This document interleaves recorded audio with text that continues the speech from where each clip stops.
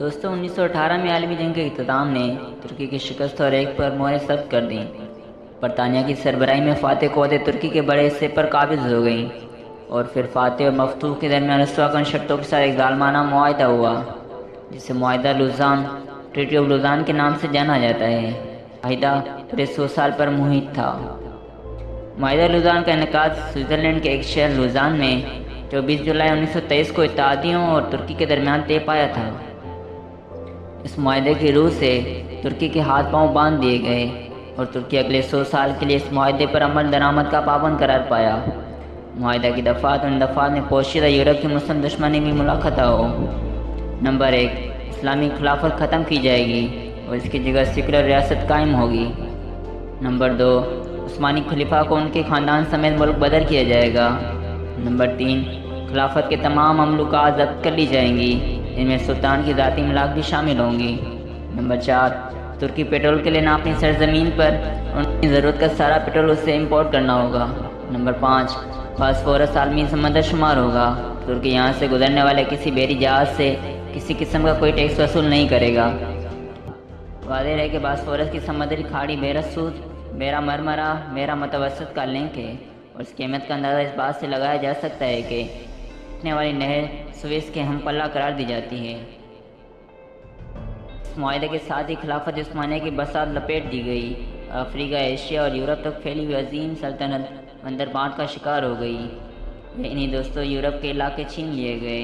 عراق، اردن اور فلسطین برطانیہ کے کنٹرول میں چلا گیا۔ شام، لبنان، الجزائر اور لیبیا فرانس کے قبضے میں آئے۔ اناطولیہ، آرمینیا کو ترکی سے کاٹ کر آزاد ملک بنا دیا گیا۔ خلیفہ کی ملک کو بیرون ملک جائیدادیں ضبط کر کے ملک بدر کر دیا گیا۔ اس پر بس نہیں، خلیفہ کی معزولی کا پروانہ لے کر کسی صہیونی لیڈر ہرزل کو بھیجا گیا جسے خلیفہ نے فلسطین کے مطالبے پر اپنے دربار سے دھتکار کر نکالا تھا۔ کی جانب سے لے رہا تھا وہ خنجر تھا جو خلافت کی قبا چاک کرتا ہوا فلسطین کے سینے میں اتر گیا۔ ظلم کی یہ داستان جو مسلمانوں کی یکجہتی پر کھلا وار تھی 2023 میں انجام کو پہنچنے والی ہے۔ پھر ترکی اپنے علاقے مانگے گا، ملک سے تیل نکالے گا اور سب سے بڑی بات ہے کہ اسلام کے نفاذ اور خلافت کی واپسی کی بات کر سکتا ہے۔ قیادت بھی جیدار ہے۔ یہی سبب ہے کہ یہودیوں کے سینوں میں آگ لگی ہوئی ہے۔ وہ 2023 سے پہلے امت مسلمان کا قلہ کما کرنا چاہتے ہیں۔ یہ معاہدہ اس قدر اہم ہے کہ اس کو ختم ہوتے ہی اصولاً مسلم امت متحد ہونے کا حق باہر رکھتی ہے اور خلافت بھی اثر نو قائم ہو سکتی ہے۔ کہ معاہدے کی مدت ختم ہوتے ہی پہلے والے حالات بحال ہونا بالکل قانونی ہے۔ ترکی کے عوام اور حکومت صورتحال کے لیے بالکل تیار ہیں اور مسلم امت کی قیادت کا حق ادا کرنا چاہتے ہیں۔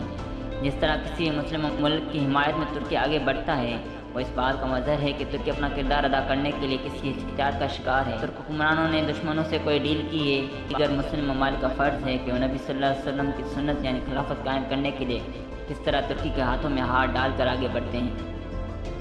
یورپ، امریکہ، بھارت، اسرائیل وغیرہ اس معاہدے کو نہ صرف یاد رکھے ہوئے ہیں بلکہ اس کے اختتام کے اثرات کو ظاہر کرنے کے لیے 100 سال جاری کوششوں کو تیز تر کیے ہوئے ہیں، جس میں سب سے بڑا مہرہ اس وقت بھارت ہے جو ایک طرف سعودی عرب کے فرما رواں کو قابو میں کیے ہوئے ہے اور دنیا کا سب سے بڑا مندر سعودی عرب میں قائم کرنے میں کامیاب ہو جاتا ہے، تو دوسری طرف بھارت ایران تعلقات بھی اس قدر پختہ ہیں کہ تمام دنیا کے ایران سے کاروبار کرنے پر پابندیوں کے دوران بھی پورے بھارت میں ایران سے درآمد شدہ گیس استعمال ہوتی رہی ہے اور ایران زر مبادلہ حاصل کرتا رہا۔ دوسری طرف چاہ بہار کی بندرگاہ بھی بھارتی تعاون سے تعمیر ہو رہی ہے، یعنی جیسے اقوام متحدہ کشمیر کے متعلق قراردادوں کا بھارت پر کوئی اثر نہیں، اسی طرح ایران پر لگی پابندیوں سے بھی بھارت مستثنیٰ ہے۔ بہرحال لاکھ دشمنی ہو، بھارت قیادت انتہائی قابل تحسین ہے جو بھارت کو عالمی فیصلوں کا اہم کردار بنانے میں کامیاب ہو گئی۔ خلافت کے نفاذ کو روکنے کے لیے جس طرح مسلم ممالک کو راکھ کا ڈھیر بنا دیا گیا، اسی طرح حکمرانوں کو کئی مسلم ممالک پر مسلط کر دیا گیا تاکہ وہ ایک اسلامی اقتدار کے خلاف تلوار اٹھائیں تو دوسری طرف خلافت کے لیے مسلم اتحاد میں شامل ہونے کا امکان بھی جاتا رہے۔ ان ممالک میں سر فہرست سعودی عرب ہے۔ سعودی عرب جس طرح کفر کے قدموں میں سجدہ ریز ہوا ہے وہ انتہائی تیز رفتار بھی ہے اور حیران کن بھی۔ مسلم امت کی 14 سال سعودی عرب کفر کا شاہکار بنتا جا رہا ہے۔ یہ سب عین اس موقع پر ہوا جب ترک معاہدہ ختم ہونے کو ہے اور سعودی عرب اس فکر میں ہے کہ کہیں ترکی کو خلافت نہ مل جائے، لہذا وہ مسلم امت اور ترکی کی مخالفت میں اس قدر اور اچانک آگے بڑھ گیا کہ دشمنوں سے جا ملا۔ ان کا مذہب، ثقافت اور کردار اپنا لیا کہ کسی طرح وہ خوش ہو جائیں اور ترکی کو خلافت کا کوئی کردار دینے کے بجائے سعودی عرب کو ایک کلیدی کردار دیں۔ سعودی عرب کی غلطی یہ ہے کہ اس نے مسلم امت کے لیے فلاحی کردار ادا کرنے کے بجائے اپنی لیڈری کے لیے دشمنوں پر بھروسہ کیا۔ دوسرا یہ کہ سعودی عرب عراق کو جنگ کے زمانے سے ہاتھوں کھلونا بنا رہا ہے۔ تمام تیل امریکی کمپنیوں کے ہاتھ میں ہیں، ایسے میں کثیر ملکی فوج بنا کر وہ یہ ثابت نہیں کر سکتا کہ وہ کل مسلم ممالک کا نمائندہ ہے۔ سب کو معلوم ہے کہ یہ فوج صرف امریکی اشارے پر کام کرے گی اور مسلم ممالک میں سے کسی کو تباہ و تشدد کر رہی ہو مگر مدد کسی کے لیے نہیں کر رہی، جبکہ ترکی ہر مظلوم مسلم آبادی کے لیے بڑھ کر کام بھی کرتا ہے اور عالمی سطح پر آواز بھی اٹھاتا ہے۔ سعودی عرب معاشی طور پر برباد ہو چکا ہے، جبکہ ترکی ترقی یافتہ ممالک کی فہرست میں شامل ہو رہا ہے، اور جب ترکی اپنا تیل نکالے گا اور اپنے سمندری راستے کا ٹیکس وصول کرے گا تو اس کی آمدنی بھی انشاءاللہ اضافہ ہوگا اور مسلم ممالک کی مدد کے لیے بھی زیادہ مؤثر طریقے سے کام کر سکے گا، یعنی 2023 کے بعد۔